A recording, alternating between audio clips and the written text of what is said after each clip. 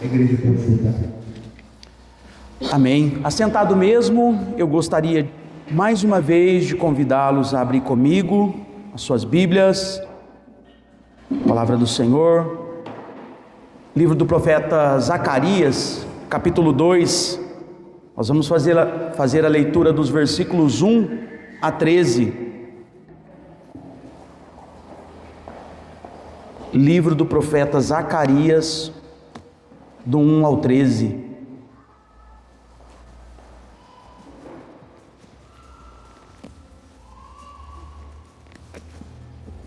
Nós vamos fazer essa leitura sentado mesmo, de forma responsiva. Eu vou ler os versículos ímpares. Eu gostaria que os irmãos lessem os versículos pares. Versículo 1 diz assim: tornei a levantar os olhos e vi, e eis um homem que tinha na mão um cordel de medir. Então perguntei: para onde vais tu? Ele me respondeu: medir Jerusalém, para ver qual é a sua largura e qual o seu comprimento. Eis que saiu o anjo que falava comigo, e outro anjo lhe saiu ao encontro. E lhe disse: corre, fala a este jovem: Jerusalém será habitada como as aldeias sem muros, por causa da multidão de homens e animais que haverá nela. Pois eu lhe serei, diz o Senhor, um muro de fogo em redor, e eu mesmo serei no meio dela a sua glória. Fugi agora da terra do norte, diz o Senhor, porque vos espalhei como os quatro ventos do céu, diz o Senhor. E salva-te, ó Sião, tu que habitas com a filha da Babilônia. Pois assim diz o Senhor dos exércitos, para obter a glória, enviou nas nações e vos despojaram, porque aquele que tocar em vós, toca na menina do seu olho. Porque eis aí, gritarei a mão contra eles, e eles virão a ser a presa daqueles que os serviram. Assim sabereis vós que o Senhor dos exércitos é quem me enviou. Canta e exulta, ó filha de Sião, porque eis que venho e habitarei no meio de ti, diz o Senhor. Naquele dia muitas nações se ajuntarão ao Senhor e serão o meu povo. Habitarei no meio de ti, e saberás que o Senhor dos exércitos é quem me enviou a ti. Como sua porção é a santa, e de novo descerá Jerusalém. Cale-se toda a carne diante do Senhor, porque Ele se levantou da sua santa morada. Senhor, nós estamos diante da sua santa e poderosa palavra, Deus, e nós queremos pedir para que o Senhor fale ao nosso coração nesta noite, que a tua palavra possa penetrar no mais profundo do nosso ser, ó Deus, e do nosso coração, sondando o nosso coração, para que nós possamos nos conformar cada dia mais à imagem de Cristo, Pai. E que o Senhor nos ensine a caminhar neste mundo, dependendo não da segurança que o mundo promove, mas da segurança que nós temos em Ti, Pai. Nos ajuda em nome de Jesus. Amém. Irmãos, gostaria de começar perguntando a vocês como você tem lidado e tem vivido com a sensação de insegurança que nós temos hoje em dia. Todos os dias você olha nos noticiários e você vai se deparar com uma notícia de roubo que termina em morte, de assalto à mão armada. Ou seja, nós temos que conviver com essa sensação de insegurança que nós temos. E justamente por isso, nós vivemos na era da segurança máxima. Cercas elétricas, câmeras inteligentes, sistema de reconhecimento facial, seguros, não é, Neide? De tudo, de imóveis, de carros, de veículos, nós temos seguro para tudo, justamente por causa dessa sensação que nós temos que conviver. Nunca nós investimos, meus irmãos, tanto em proteção como nós temos investido hoje. Contudo, ainda assim, nunca nós convivemos também com tanta sensação de medo, com ansiedade e principalmente com sensação de insegurança. E a modernidade tem nos prometido justamente lidar com esse problema. A modernidade tem nos prometido segurança, através da tecnologia, através do poder econômico e até mesmo através do poder do homem, do poder armado, do poder da força. Entretanto, meus irmãos, guerras continuam acontecendo, famílias continuam sendo destruídas, despedaçadas, a depressão cresce e o homem continua descobrindo que os muros que ele constrói não podem proteger o seu próprio coração. Nós vamos falar sobre isso nesta noite. De que forma nós podemos proteger o nosso coração? Ou melhor dizendo, de que forma nós podemos caminhar nesse mundo sabendo que nós estamos sendo protegidos? O povo de Judá, nesse texto que nós acabamos de ler, eles conheciam muito bem essa realidade.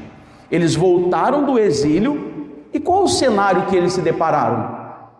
Jerusalém estava destruída. Os muros haviam sido derrubados e destruídos pelos babilônios. O templo, a casa do Senhor, estava em ruínas.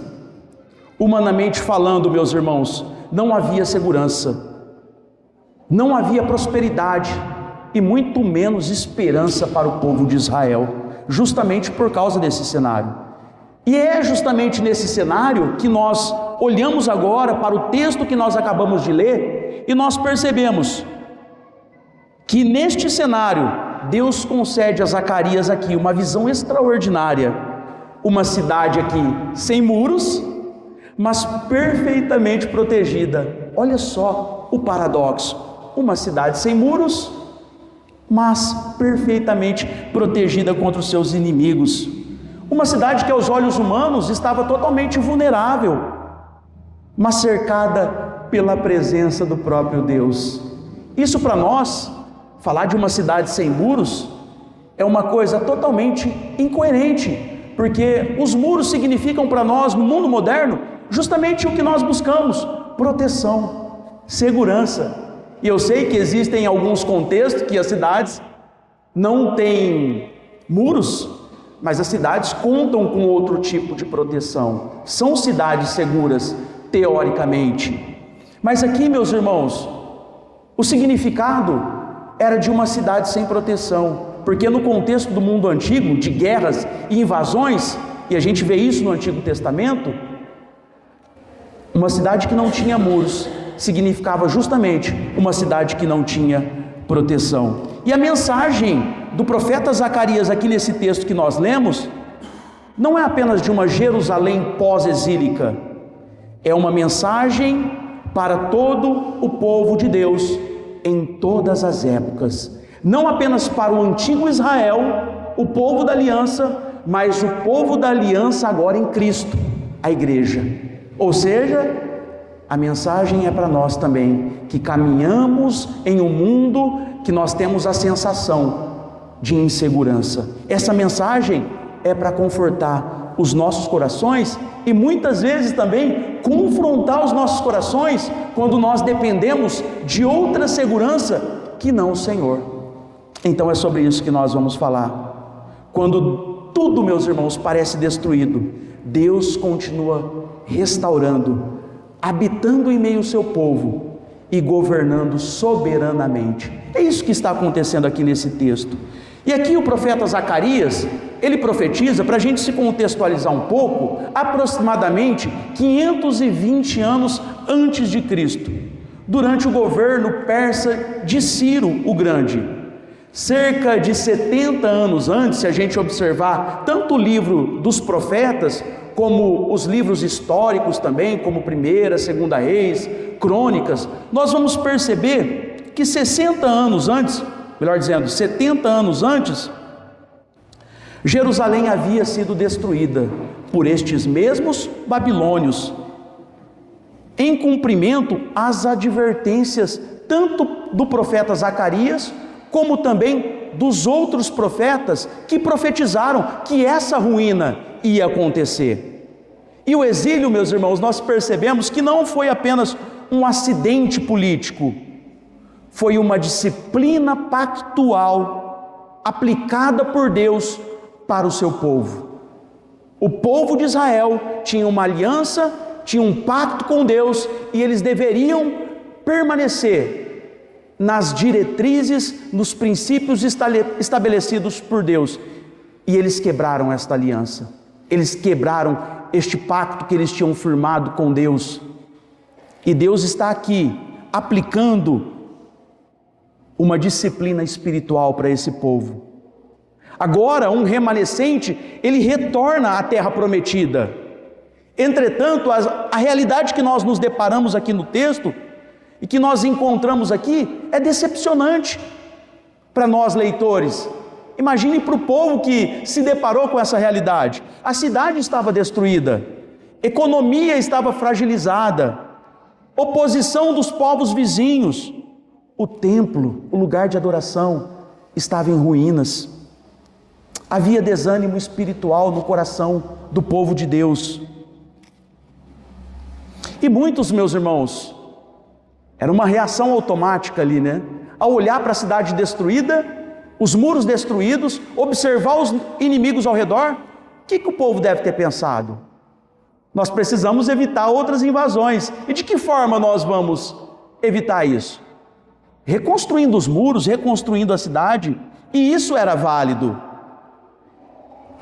Fortalecer o exército, reorganizar a nação.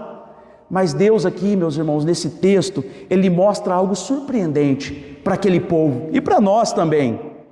A verdadeira segurança de Jerusalém não estaria nos seus muros, mas na presença divina, na presença de Deus no meio do seu povo. Essa verdade, meus irmãos, confronta diretamente aquela geração que viveu este cenário, mas confronta diretamente também o nosso coração, hoje no século 21, porque na nossa cultura nós buscamos segurança, buscamos segurança financeira, nós buscamos a nossa segurança na influência política, nós buscamos a nossa segurança na estabilidade profissional, nós buscamos a nossa segurança nos avanços tecnológicos, e isso é muito válido, principalmente aqueles que têm empresa, né? É muito difícil você se deparar com a sua empresa sendo invadida, não é, Wagner? Então, nós buscamos a nossa segurança nos recursos tecnológicos. Porém, meus irmãos, nenhum desses recursos, nenhuma dessas coisas pode substituir a nossa segurança na presença de Deus, na presença divina. E a pergunta central do texto é: como Deus cuida do seu povo em meio às ruínas produzidas pelo pecado?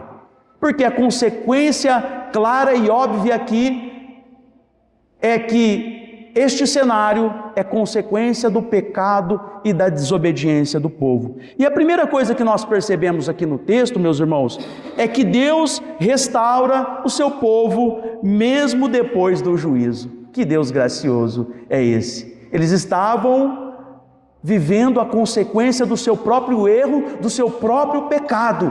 Eles estavam enfrentando o juízo de Deus.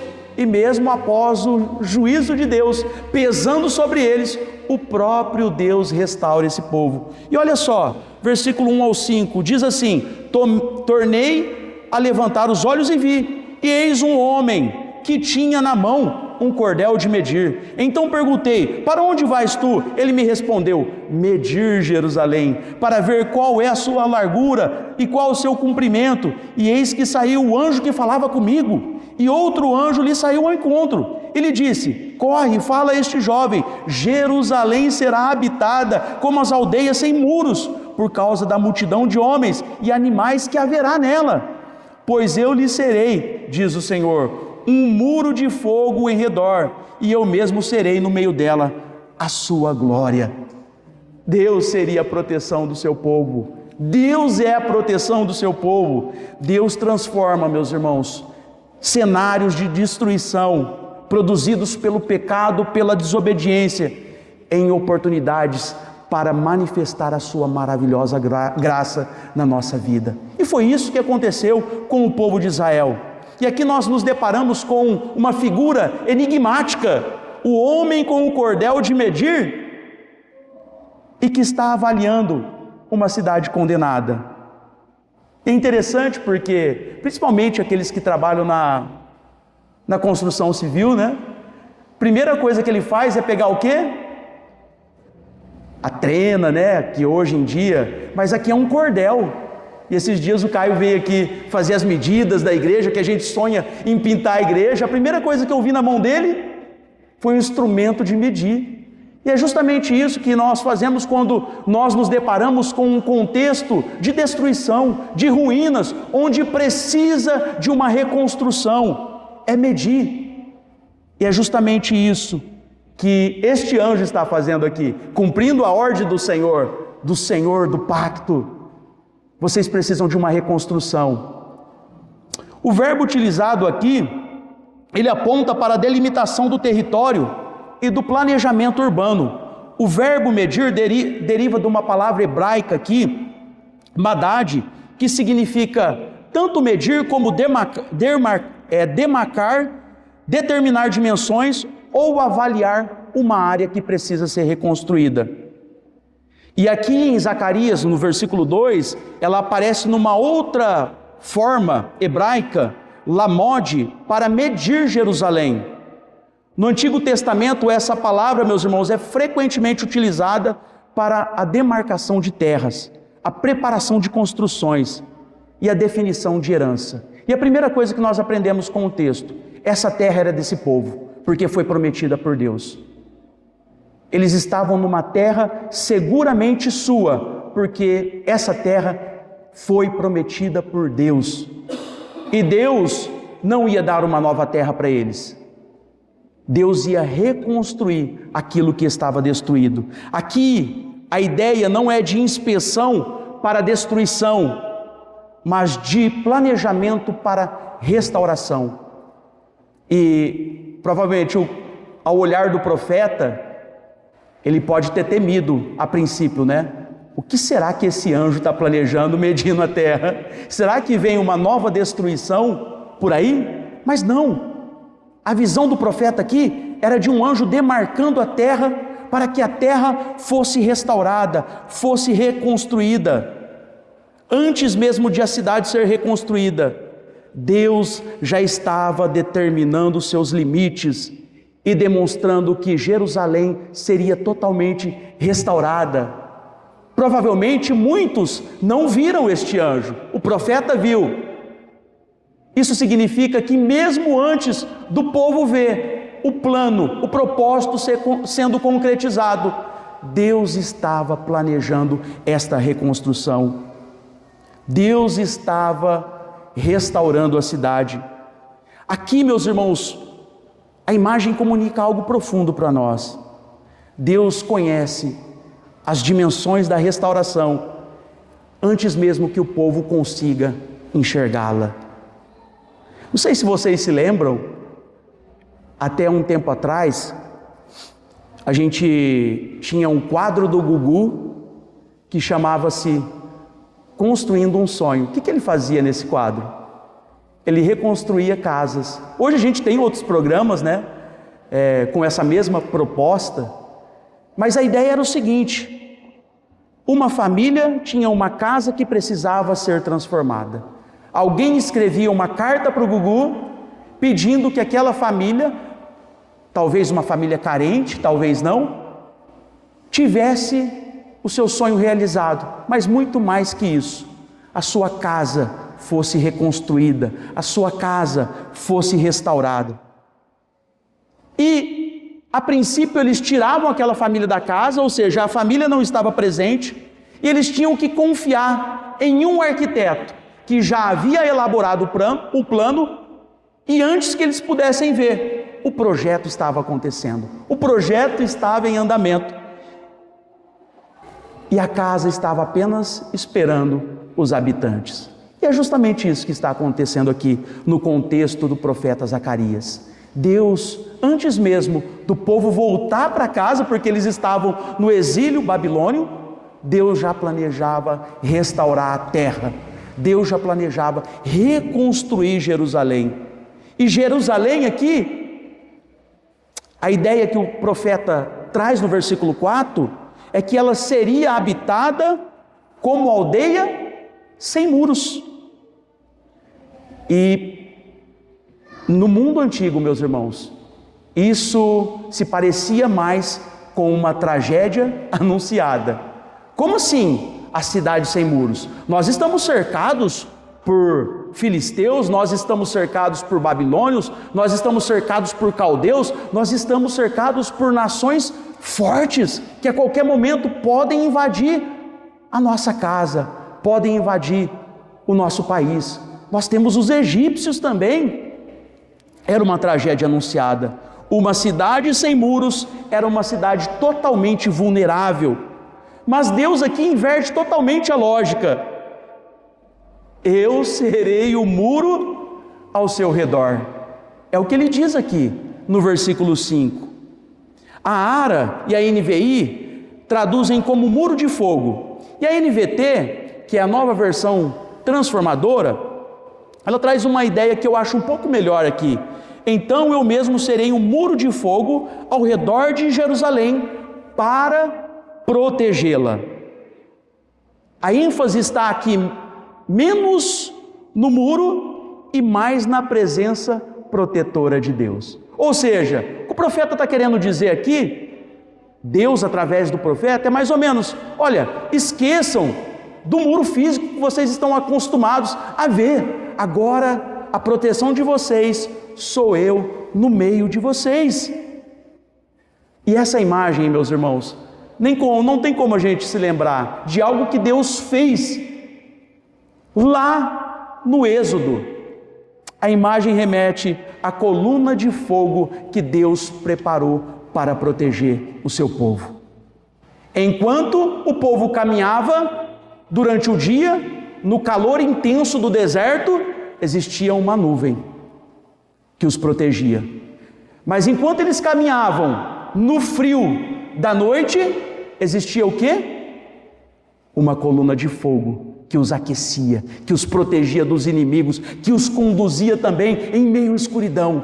E esse muro significa justamente isso. Não tem a ver com muros físicos, mas com a presença soberana de Deus no meio do seu povo. É justamente isso. E aqui, João Calvino nos ajuda a entender o cenário que é descrito pelo profeta. Preste atenção, olha o que João Calvino diz. De fato, sabemos que, embora os muros sejam altos e grossos, eles podem ser escalados por inimigos. Mas quem se atreverá a se jogar no fogo? É então o mesmo que Deus havia falado assim: embora não haja vigias para defender Jerusalém, soldados para protegê-la, enfim, não há guardiões. Qualquer coisa, mas somente eu serei suficiente, pois não serei apenas um muro para afastar os inimigos, mas também serei um fogo para enchê-los de terror. Ou seja, muros físicos, qualquer um pode escalar, e a gente vê muito isso, mesmo com cerca elétrica, com muitas coisas que protegem os muros no nosso tempo, ainda assim, muitos ladrões se atrevem. Mas quem, meus irmãos, se atreverá a se atirar contra uma muralha de fogo? É justamente isso. Deus protege o seu povo contra todos os seus inimigos. O Deus que guiou Israel no deserto continua guiando e protegendo o seu povo. Inclusive, hoje, nós somos protegidos por Deus. E aqui é uma grande verdade também. O mesmo pecado que destruiu Jerusalém continua destruindo vidas hoje, meus irmãos. Infelizmente, nossa geração vive cercada por ruínas, famílias quebradas, casamentos destruídos, dependência digital, as pessoas cada vez mais dependentes da tecnologia, ansiedade, a idolatria do sucesso. Eu preciso alcançar o sucesso a qualquer custo, individualismo, assim como Judá. Muitas vezes nós tentamos reconstruir a nossa vida sem entender a raiz do nosso problema, que é o pecado. E consequentemente, nós nos distanciamos de Deus, daquele que nos protege, aquele que nos guia, aquele que nos sustenta em meio à escuridão deste mundo. Mas existe uma boa notícia para nós: Jesus é o verdadeiro restaurador da cidade de Deus. Nós estamos no meio da cidade, não mais no meio de Jerusalém, mas nós estamos no meio da cidade. Enquanto Neemias, meus irmãos, reconstruía muros físicos, Deus estava reconstruindo pessoas. Enquanto Esdras e os seus companheiros estavam trabalhando na reconstrução do templo, Deus estava reconstruindo pessoas. E não é diferente no nosso tempo. Deus está reconstruindo pessoas, mais do que estrutura física. Claro que nós valorizamos a estrutura física, um bom lugar para nós cultuarmos a Deus, mas o mais importante de nós estarmos aqui é que Deus reconstrua o nosso coração quebrado pelo pecado. E que Deus possa fazer isso hoje no nosso coração. Justamente por isso, Ele não é alguém distante, e sim alguém perto do seu povo. Qual o nome o anjo pediu para que dessem a Jesus? Emanuel, o Deus conosco. E justamente por isso, Deus habita no meio do seu povo. Olha o que diz os versículos 10 e 11. Canta e exulta, ó filha de Sião, porque eis que venho e habitarei no meio de ti, diz o Senhor. Naquele dia muitas nações se ajuntarão ao Senhor e serão o meu povo. Habitarei no meio de ti e saberás que o Senhor dos exércitos é quem me enviou a ti. A mensagem central aqui de Zacarias é que o Deus pactual habitaria no meio do seu povo. Essa é uma verdade muito importante no nosso tempo, meus irmãos. Como eu disse, nós vivemos no tempo de individualismo, cada um cuidando do seu problema, mas nós estamos aqui diante de um Deus que importa com o seu povo. Deus se importa conosco. E a maior bênção da restauração não é a cidade reconstruída, mas a presença restauradora de Deus no meio do seu povo. E o verbo hebraico aqui para habitar é shakam, e ele possui uma importância teológica muito grande para nós, porque traz a ideia da manifestação gloriosa da presença divina, como acontecia lá no tabernáculo. Vocês se lembram? O que fazia o povo vencer as guerras? As armas? As estratégias? O povo vencia a guerra quando a arca estava presente, ou seja, quando Deus estava no meio do seu povo. E a promessa aqui não é simplesmente: eu vou ajudar vocês, mas eu vou habitar no meio de vós, eu vou morar com vocês. E a Bíblia, a mensagem aqui de Eugene Peterson, ele usa uma paráfrase para traduzir isso, e essa Bíblia ela é uma paráfrase, ou seja, ela não é uma tradução literal da Bíblia. E ele diz o seguinte: muitas nações pagãs se associarão ao Eterno naquele tempo. Elas se tornarão minha família, e eu morarei nas suas casas. Ou seja, não é uma habitação distante de Deus, meus irmãos, mas agora é Deus habitando na casa do povo. E muito mais do que isso, é Deus habitando agora no nosso coração. Ele está perto de nós, Ele está perto de nós. Justamente por isso nós não precisamos mais de mediadores. Nós temos acesso total e direto à presença de Deus. E onde quer que estivermos, nós podemos clamar a esse Deus, e Ele vem nos socorrer, Ele vem ao nosso encontro. E o diferencial, meus irmãos, da fé bíblica nunca foi um conjunto de princípios morais por mais que eles sejam importantes, por mais que o povo devesse e deve caminhar segundo os princípios estabelecidos por Deus, o diferencial da fé bíblica é que o Deus da fé bíblica, Ele habita no meio do seu povo. Os deuses das nações pagãs também possuíam templos, mas eles eram incapazes de falar, de ouvir e de agir. Justamente por isso, tanto o profeta Jeremias, quanto o profeta Isaías também, descrevem esses deuses. Eles têm boca, mas eles não falam. Eles têm ouvidos, mas eles não ouvem. Ou seja, esses deuses não são verdadeiros. E a diferença é que o nosso Deus, Ele não apenas nos manda construir um templo e oferecer sacrifícios, oferecer ofertas, mas Ele habita nesse templo. O Deus de Israel, Ele não apenas fala, Ele vem, Ele habita e Ele caminha com o seu povo. E meus irmãos, uma grande verdade para nós no nosso tempo é que a nossa geração, ela está hiperconectada, mas ela é profundamente solitária. Temos milhares de contatos e poucos relacionamentos reais, verdadeiros, duradouros. Nós temos acesso, e tanto acesso a informações instantâneas, mas nós temos carência de significado. E a promessa de Zacarias aqui responde diretamente a essa crise que nós vivemos no nosso tempo. Deus não oferece apenas ajuda, Ele oferece a sua presença. E por mais que nós sejamos abandonados nesse mundo, as pessoas virem as costas para nós, nós não estamos sozinhos. Deus está conosco, Ele caminha nesse mundo conosco. E João, meus irmãos, ele utiliza essa mesma linguagem lá em João, no seu Evangelho, no capítulo 1, no versículo 14. E o Verbo se fez carne e habitou entre nós. Literalmente, Ele tabernaculou entre nós. Jesus, Ele se encarnou justamente para se fazer presente no meio do seu povo. Ele habitou entre nós.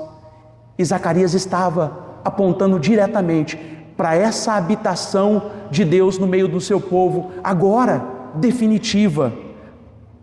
Aquilo que Zacarias anunciou encontra o seu cumprimento agora em Cristo. Jesus é a presença de Deus caminhando entre os homens.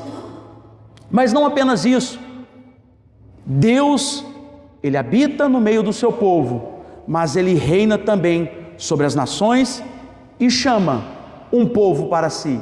Agora não apenas Israel, mas agora gentios e outras nações são chamadas também por Deus.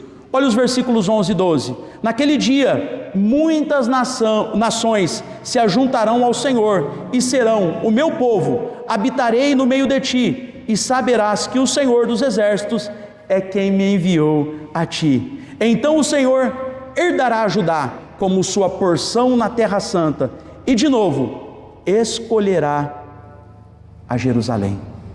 O plano redentor de Deus aqui, meus irmãos, sempre foi maior do que apenas Israel. Ele alcança e ele também inclui pessoas de todas as nações. Justamente por isso, mesmo no Antigo Testamento, quando a aliança estava firmada apenas com Israel, nós vemos pessoas sendo incluídas, como Raabe, por exemplo, como Metusalém, por exemplo. Então o plano de Deus sempre foi maior do que apenas Israel. O versículo 11 aqui traz uma mensagem para nós significativa e extraordinária. Muitas nações se ajuntarão ao Senhor. Para os ouvintes originais, meus irmãos, isso aqui era revolucionário. Os gentios eram vistos como estrangeiros às promessas da aliança, que foram feitas primeiramente a Israel. Mas Deus revela aqui que sua obra redentora ultrapassaria as fronteiras étnicas de Israel. A promessa é para todas as nações. E o verbo ajuntar aqui, ele comunica a ideia de incorporação ao povo de Deus. Ou seja, não é que Deus agora ele está traçando um novo plano, que antes era para Israel e agora ele mudou o plano. Não, sempre foi o mesmo plano e sempre incluía as outras nações. Então, a ideia aqui é de incorporar, ou seja, trazer os eleitos de outras nações para esse ajuntamento, que agora é a igreja. Justamente por isso, meus irmãos, nós precisamos anunciar o Evangelho a todas as nações, a todos os povos, a todas as línguas, porque nós não sabemos quem são os eleitos de Deus. Nós sabemos que são muitos, mas nós não sabemos quem são. E nós temos uma responsabilidade muito grande de anunciar essa mensagem a estas pessoas. Não se trata apenas aqui de uma aproximação cultural. Não é isso que o profeta está dizendo aqui. Trata-se de pertencimento. Essas pessoas também são eleitas por Deus. Elas pertencem ao plano eterno de Deus também. Então eles pertencem à aliança. Agora em uma outra administração, porque agora é por meio de Cristo, mas eles pertencem a esta mesma família da fé. Em uma época, meus irmãos, e a gente precisa refletir sobre isso, marcada por nacionalismos, polarizações ideológicas, divisões identitárias, o Evangelho continua formando uma nova humanidade, o povo da aliança. E Deus continua cumprindo a promessa que Ele fez lá para Abraão: em ti serão benditas todas as famílias da terra. É o Deus pactual, cumprindo as suas promessas. A promessa foi feita muito antes aqui deste cenário. A promessa foi feita a Abraão, a promessa foi feita a Adão, e nós pertencemos a esse povo, o povo da aliança.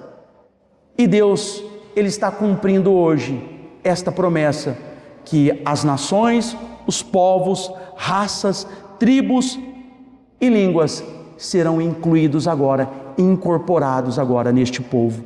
A igreja é a única instituição do mundo onde pessoas diferentes podem ser reconciliadas porque foram reconciliadas com Deus. Não importa a sua nacionalidade, não importa a origem, todos nós agora somos reconciliados por Deus por intermédio de Cristo Jesus. Cristo agora nos incluiu neste plano perfeito de Deus. Aqui nós encontramos uma antecipação, aqui nesse texto do profeta Isaías, da grande comissão. O que Zacarias vê profeticamente, Cristo ele realiza historicamente. A igreja é o cumprimento inicial dessa promessa que Jesus faz. Pessoas de toda tribo, língua, povo e nação são reunidas em Cristo e agora incorporadas à igreja, que é o novo Israel de Deus. Ele é o rei de todas as nações. Justamente por isso, ele chama, ele atrai a si todas as nações. E por último, meus irmãos, nós percebemos aqui, nesse mesmo texto, que quando Deus se levanta, o povo se cala diante daquilo que Deus está fazendo. Mesmo que eu não entenda, mesmo que eu não veja com os meus olhos físicos, o povo se cala diante daquilo que Deus está fazendo. Olha só o que diz o versículo 13: cale-se toda a carne diante do Senhor, porque Ele se levantou da sua santa morada. Cale-se toda a carne. E é importante a gente observar essa palavra que é usada aqui, porque agora o profeta não usa a palavra Israel. Cale-se Israel, cale-se toda a carne diante do Senhor. Ou seja, existe aqui, meus irmãos, há uma convocação a todos os povos agora a prestar reverência a Deus. A soberania absoluta de Deus produz reverência, confiança e adoração. E se isso não acontecer, como nós dizemos, por amor, vai acontecer muitas vezes pela dor.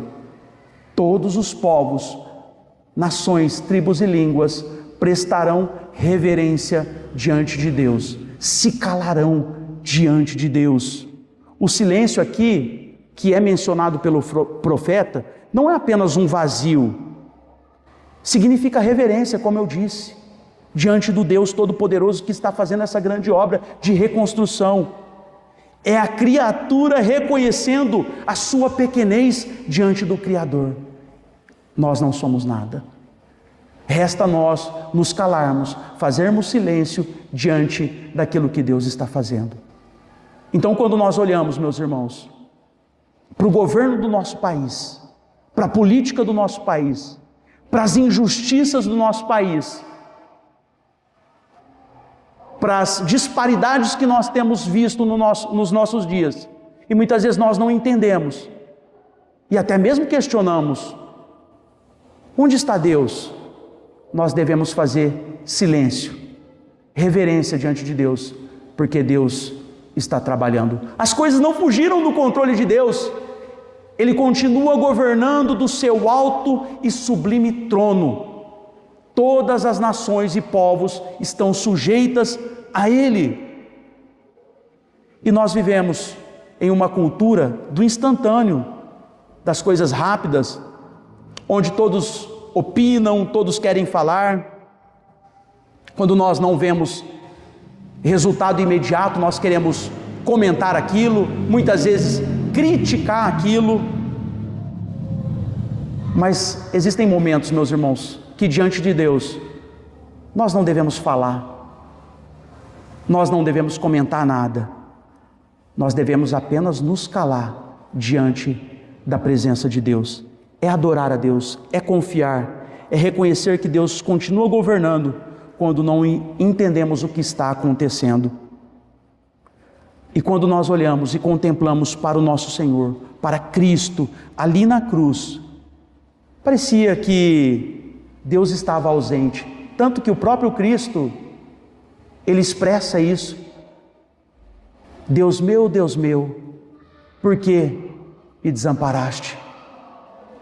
Parece que Deus estava ausente, mas é justamente ali, no silêncio da cruz, que Deus está realizando o seu plano eterno de redenção. Quando todos estão observando aquilo e pensando, o que está acontecendo? Deus está trabalhando. Deus está restaurando o seu povo, reconciliando consigo o seu povo. O silêncio do sábado, meus irmãos, antecedeu a glória da ressurreição. Quando nós olhamos para o sábado, onde está Jesus? Onde está o sentido da nossa fé? Parece que tudo agora não faz mais sentido. É o silêncio que antecedeu a ressurreição gloriosa de Deus. A restauração definitiva do seu povo foi antecedida pelo silêncio. Então, quando nós não entendemos as coisas, aquilo que está acontecendo ao nosso redor, não é momento de questionarmos a Deus, de duvidarmos de Deus. É momento de nos calarmos diante dEle, fazermos silêncio diante dEle, em sinal de reverência a Ele. Para finalizar, Jerusalém estava em ruínas, mas Deus havia prometido restaurá-la, estava trabalhando nisso. O povo estava vulnerável, mas Deus prometeu ser o seu muro de proteção. A nação estava enfraquecida, mas Deus prometeu habitar no meio do seu povo. Os gentios estavam distantes da promessa, mas Deus prometeu reuni-los e estava cumprindo isso. O mundo estava perdido para nós, meus irmãos, também, mas Cristo veio e habitou entre nós. Em Jesus nós encontramos o cumprimento de todas essas promessas proferidas, não apenas pelo profeta Isaías, pelo profeta Zacarias, mas pelo profeta Isaías, pelo profeta Jeremias e tantos outros profetas. Ou seja, Cristo é o restaurador da cidade do povo de Deus, mas não apenas disso, do templo agora, do Espírito Santo, que é o nosso próprio corpo, que é a nossa própria vida. Ele é a presença de Deus entre os homens, Ele é o Rei das nações. Mas a pergunta não é se Deus está protegendo o seu povo. A grande pergunta é: estamos confiando mais nos nossos muros, os muros que nós construímos, ou no Deus que é o nosso muro? Essa pergunta precisa ecoar no seu coração. Gostaria de convidá-los a se colocar de pé. Vamos orar. Agradecendo a Deus pela sua palavra, que não apenas conforta o nosso coração, mas muitas vezes confronta o nosso coração, para que nós possamos refletir sobre no que e em que nós temos confiado. Vamos orar? Senhor nosso Deus, nós te louvamos, ó Deus, pela tua santa palavra, a tua palavra que ela fala ao nosso coração em tempos de ruína, em tempos de caos, de desespero, em tempos de destruição, Pai. É o que nós temos visto hoje no nosso tempo. Tantas famílias destruídas, Deus. Tantas pessoas destruídas pela droga, pelo álcool, pela prostituição, pela homossexualidade e tantos problemas do nosso tempo, Senhor. Mas nós sabemos que o Senhor é um Deus poderoso para reconstruir vidas destruídas, Pai. Por isso, Senhor, restaura, reconstrói, Deus, vidas, e que o Senhor possa nos usar, ó Deus, no nosso tempo como instrumento para levar esperança a esse povo que padece, Pai. Isso nós te pedimos, em nome de Jesus. Amém.